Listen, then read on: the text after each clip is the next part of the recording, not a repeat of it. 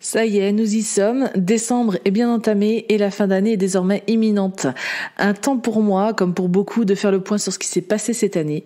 Mais au lieu de faire le traditionnel bilan annuel, j'ai eu envie d'aborder les choses un peu différemment, en essayant de t'apporter une réelle valeur ajoutée dans cet épisode. C'est pourquoi, dans les prochaines minutes, je vais te partager ce qui m'a marqué cette année et qui a permis d'en tirer des leçons profitables pour mon business, mais probablement aussi pour le tien, car ce sont des problématiques que beaucoup d'entrepreneurs rencontrent, je pense.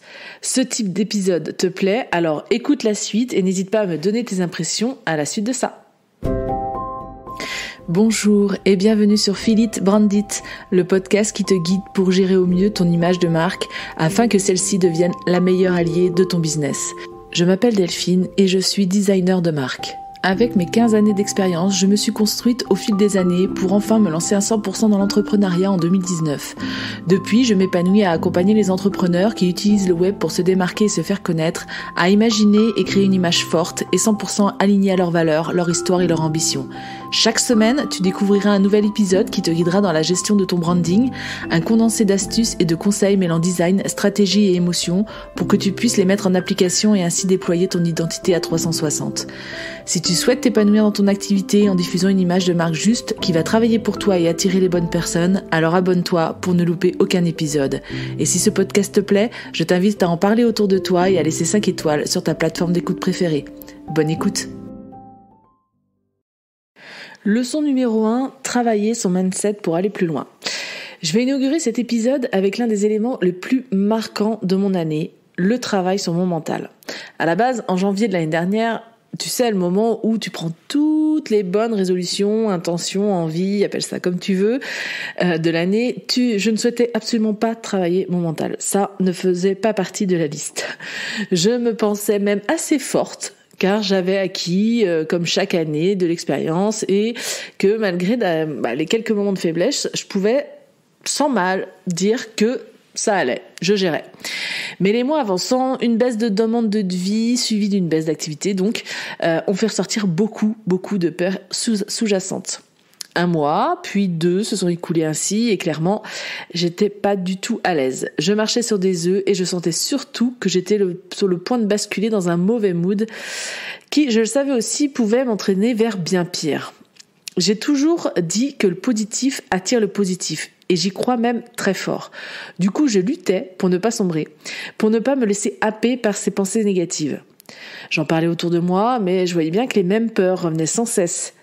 Malgré quelques dossiers en cours, le pire, c'est que je n'ai jamais été à l'arrêt dans mon travail, mais cette angoisse sous-jacente me bouffait l'esprit au quotidien, en m'imaginant les pires scénarios possibles pour moi et mon entreprise. Alors au mois de mai, quand j'ai vu que les répercussions de ce mal-être déteignaient sur ma vie de famille, j'ai décidé de contacter une coach de vie que je connaissais et qui n'avait pas été mise sur ma route par hasard, je le savais. J'ai donc contacté Anne, je te mettrai ses coordonnées en dessous de l'épisode, pour qu'elle m'aide à me sortir de ce cycle infernal. Je savais que c'était la personne adéquate, nous nous connaissions déjà. Le feeling était là et je connaissais son professionnalisme, du moins j'en avais eu un aperçu. Et surtout je savais qu'elle n'allait pas forcément me brosser dans le sens du poil et c'est exactement ce dont j'avais besoin.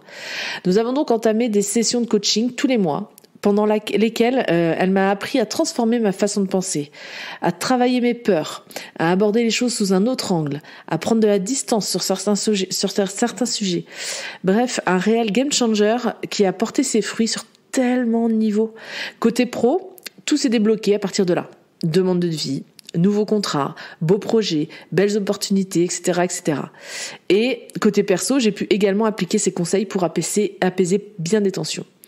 Grâce à cet accompagnement, j'ai vraiment compris l'importance de travailler son mindset. On en entend beaucoup parler en entrepreneuriat, mais je ne pensais pas que ça pouvait avoir un tel impact sur toute ma vie. Et c'est quelque chose que je vais continuer à implémenter dans l'année à venir. Le travail sur soi est long à faire et à ne pas négliger pour mener la vie que tu as envie.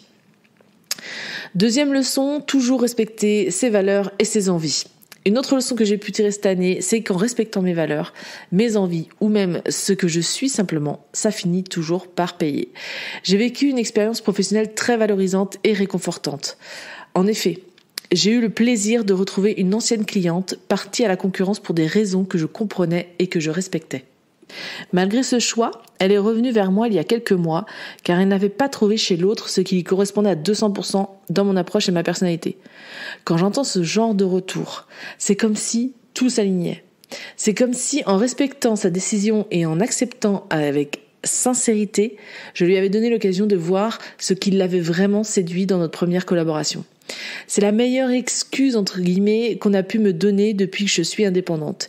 J'ai eu alors une bouffée de reconnaissance d'avoir, certes, pu rencontrer ce genre de personnes, mais je me suis surtout sentie super fière d'avoir été droite dans mes bottes, de l'avoir laissé faire sa propre expérience ailleurs sans aucun jugement, et qu'elle ait pu tirer elle-même ses propres conclusions qui vont complètement dans le sens que je souhaite donner à mon approche professionnelle.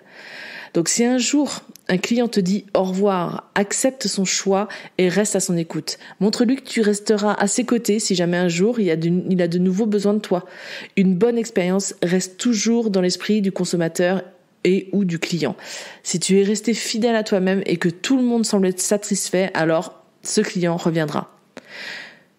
Leçon numéro 3, changer d'air pour stimuler ta créativité. Cette année, j'ai mis en application aussi une envie qui me taraudait depuis un moment. M'exiler et changer d'air pour stimuler ma créativité et sortir de chez moi. Sauf que, comme tu le sais, entre vouloir et le faire, il y a souvent un monde d'imprévus, de peur ou tout simplement de temps qui passe et qui ne fait que remettre au lendemain le projet. Sauf qu'en cette fin d'année, l'occasion s'est présentée et a été trop belle pour que je la refuse ou la repousse.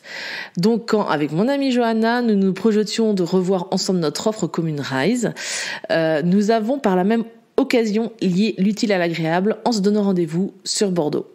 Dans notre quotidien, on est à 90% du temps, enfin je parle pour bon nombre d'entrepreneurs solo, chez soi, derrière son ordi, à osciller entre un bureau, pour ceux qui ont la chance d'en avoir un, le salon ou la chambre. Peut-être que certains optent de temps en temps pour des espèces de coworking, mais soyons honnêtes, on reste enfermé les 3/4 du temps chez nous. Bien que les visios viennent couper un peu cette rythmique et apporter un peu de chaleur humaine, rien ne remplace une rencontre réelle et un moment de partage hors de chez soi. C'est ainsi qu'en fin novembre, nous sommes partis l'espace d'un week-end à Bordeaux, une vraie bouffée d'air frais. Autant dans le changement d'environnement, on avait opté pour un petit appartement bien sympa au cœur de la ville et à 2 pas des commodités, mais de pouvoir consolider une amitié virtuelle en réel, c'est encore mieux. Ça gonfle le moral et ça renforce les idées. D'ailleurs, notre week-end a été super productif puisque nous avons tout pu remettre à plat et redéfinir avec précision ce qui va découler dans les prochains mois à venir qui arrivent. D'ailleurs, si tu veux suivre l'actualité, n'hésite pas à aller sur le site internet riseyourbrand.fr. Tu pourras avoir toutes les infos et t'inscrire pourquoi pas à la newsletter. Bref, petit aparté fini. Ça a été un vrai coup de boost que je te conseille si tu en ressens le besoin. Une initiative que je vais sûrement réitérer encore et encore dans l'année à venir. Sans parler d'aller jusqu'à rencontrer ou partager du temps avec une autre personne ou un autre entrepreneur, juste le fait de changer d'air favorise et ressource l'esprit, vitesse grand V. 4e leçon, s'entourer des bonnes personnes pour t'aider à booster ton quotidien et objectifs. Ça fait sens avec ce que je viens de dire et ça fait plusieurs années maintenant, mais je procède ainsi pour pouvoir me rebooster quand il le faut. Savoir s'entourer est primordial en tant que solopreneur. Je ne parle pas forcément de la famille ou des amis qui représentent bien sûr un pilier de soutien indéniable, mais je parle de s'entourer d'autres entrepreneurs. Grâce à des formations notamment, moi j'ai appris à connaître plusieurs d'entre elles, puisqu'il s'agit dans mon cas de femmes. Elles se reconnaîtront. Toutes les semaines, nous échangeons sur nos objectifs communs, sur nos envies, nos états d'âme, nos projets. On partage nos réussites, nos échecs, nos coups de mou. C'est à la fois tellement rassurant de voir que nous vivons tous plus ou moins les mêmes galères et peurs, et aussi tellement motivant d'avoir quelqu'un avec qui partager, je sais pas moi, la signature d'un devis ou le lancement d'un projet. C'est devenu pour moi des personnes très importantes dans mon quotidien. Je sais que si j'ai un doute, une question, je peux leur en parler sans souci. Elle m'apporte un regard extérieur que je n'ai pas forcément sur l'instant, le recul sur une situation qui m'échappe. Elle me guide aussi selon ce qu'elles perçoivent de mes envies, de mes objectifs. C'est un soutien indéniable et nécessaire dans mon quotidien d'entrepreneur. Nous avons construit nos échanges ainsi, mais rien ne t'empêche de visualiser ces moments autrement. Tu peux, par exemple, voir en cette personne quelqu'un à qui rendre des comptes, entre guillemets. Ce que j'entends par là, c'est que si tu es quelqu'un qui a besoin de passer à l'action, d'avoir un but précis, comme dire à telle date il faut que j'ai réalisé ceci ou cela. Le fait d'en référer à quelqu'un d'extérieur peut te motiver. À toi de construire la relation avec ta ou ton business friend comme tu l'entends. Mais je pense qu'on a tous à gagner à mixer nos objectifs et de se servir du soutien de l'autre pour avancer. Et enfin, je terminerai ce bilan un peu spécial avec une dernière leçon et pas des moindres, celle d'arrêter de faire les choses parce qu'il le faut. On se martèle la tête avec des injonctions à tout va. Que ce soit dans la vie pro comme perso d'ailleurs. On accumule du stress, on s'angoisse, on ne se respecte même plus parfois. Pourquoi au final ? Pour des choses qu'on doit absolument faire parce qu'on nous a dit que, ou parce qu'on a lu que, pour réussir il faut faire telle ou telle chose. Non, stop. Si je peux t'en parler avec autant d'assurance, c'est que cette année, j'ai eu la goutte de trop, entre guillemets, dans ma création de contenu. Si tu me suis sur Instagram notamment, tu as pu le voir, je ne poste plus depuis 2 mois environ. Pourquoi ? Parce que j'étais tombée dans une routine de création qui n'avait plus de sens. Je créais des posts de manière machinale et super régulièrement depuis plus de 2 ans sans jamais rien lâcher, mais force est de constater que je n'avais plus d'envie. Je peinais à trouver de quoi parler. Je perdais un temps fou pour peu de retours. Je ne donnais clairement plus sens à ce que je partageais. Quand je m'en suis rendu compte, j'ai dit stop. J'ai tout arrêté et j'ai senti un poids en moins instantanément. Créer du contenu, oui, mais pour en créer machinalement, ça n'apporte rien, ni à moi, ni à mon audience. C'est ainsi que, depuis, je continue à me focaliser sur mes dossiers clients, avec en parallèle le blocage d'1 semaine sur mon agenda en janvier pour tout remettre à plat. J'ai besoin de cette pause et de ce recul pour réétudier mon client idéal, revoir ma stratégie et tous mes objectifs pour 2023 de façon claire et précise et surtout avec envie. Injecter un maximum de bonheur dans ma création de contenu pour que ça ne devienne plus une corvée, mais bien un condensé de contenu captivant et à haute valeur et dans lequel je m'amuse. Si tu ressens ce ras-le-bol ambiant, lâche prise et reviens à tes envies premières. L'algorithme te boudera peut-être, mais c'est pas grave. Se focuser sur le pourquoi tu es présente sur les réseaux, sur le web ou sur un podcast par exemple.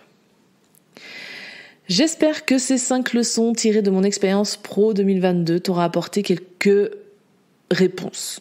C'était une manière simple d'allier bilan et conseil. On arrive aux portes d'une nouvelle année et c'est souvent signe de renouveau pour beaucoup d'entre nous. Faire un point pour savoir où tu souhaites aller est à mon sens essentiel, mais libre à toi de t'y plier.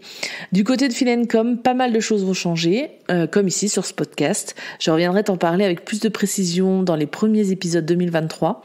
Le podcast reviendra pour une nouvelle saison, donc à partir du 11 janvier. En attendant, je te souhaite de belles fêtes de fin d'année, une belle session de réflexion pour 2023 et que tes projets et rêves les plus fous se réalisent. Prends soin de toi. Et voici ce qui signe la fin de cet épisode. Je te remercie de l'avoir écouté jusqu'au bout. Tu trouveras toutes les notes du podcast sur mon site www.feelandcom.com/podcast. Tu trouveras le lien ci-dessous. Et bien sûr, si l'épisode t'a plu, n'hésite pas à me laisser un commentaire. Je me ferai bien sûr un plaisir de te répondre. Je t'invite également à me laisser une note sur ta plateforme d'écoute préférée pour m'aider à faire connaître le podcast. Tu peux également en parler autour de toi, en story sur Instagram notamment, en me taguant @feel_n_com. Merci pour ton soutien et je te donne rendez-vous mercredi prochain pour un nouvel épisode.